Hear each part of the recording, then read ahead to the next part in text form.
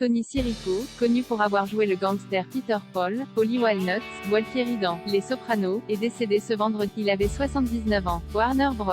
Television. Paulie Walnuts, le drôle et explosif acolyte de Tony Soprano, James Gandolfini, connu pour ses répliques cinglantes, n'est plus. Son charismatique interprète, Tony Sirico, s'est en effet éteint ce vendredi 8 juillet, une triste nouvelle confirmée par son manager à Variety.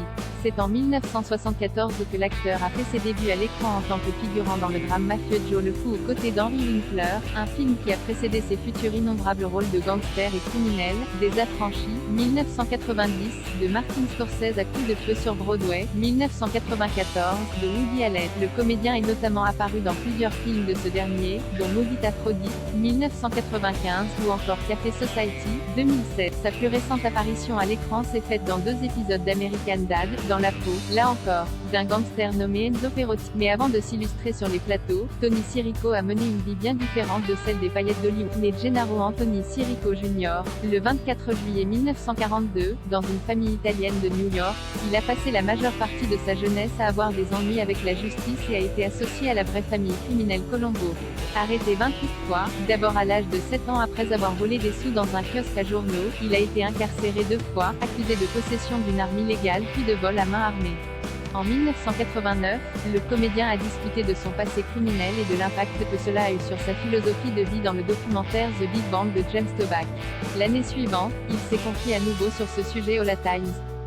J'étais très instable, je ne pensais pas comme il le fallait. Alors j'ai rencontré ces gars-là et tout d'un coup, j'étais un voleur. J'ai volé dans toutes les boîtes de nuit de New York. Je dois admettre que je me sens drôle quand quelqu'un me reconnaît et me demande un autographe, avait-il poursuivi. Je pense que c'est cette vieille culpabilité.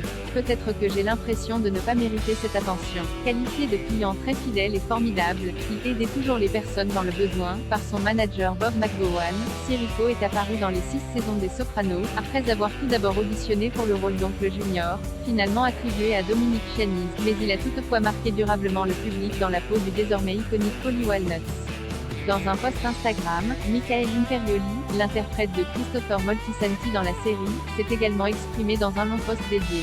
Voir cette publication sur Instagram, une publication partagée par @RealMichaelImperioli, cela me fait mal de dire que mon cher ami, collègue et frère d'armes, le grand Tony Sirico est décédé aujourd'hui. Tony ne ressemblait à personne d'autre, il était aussi dur, aussi loyal et généreux que d'autres que j'ai connus. J'ai été à ses côtés pour tant de choses, à travers les bons et les mauvais moments. Mais surtout les bons, et nous avons beaucoup ri. Il a poursuivi, nous avions trouvé un rythme en tant que Christopher et Paulie et je suis fier de dire que j'ai fait beaucoup de mon meilleur et plus amusant travail avec mon cher ami Tony. Il me manquera pour toujours. Il est vraiment irremplaçable. J'envoie de l'amour à sa famille, ses amis et ses nombreux fans. Il était aimé et ne sera jamais oublié. Le cœur brisé aujourd'hui. Tony Sirico laisse dans le deuil ses 2 enfants, Johan Sirico Bello et Richard Sirico, ainsi que ses petits-enfants et d'autres membres de sa famille.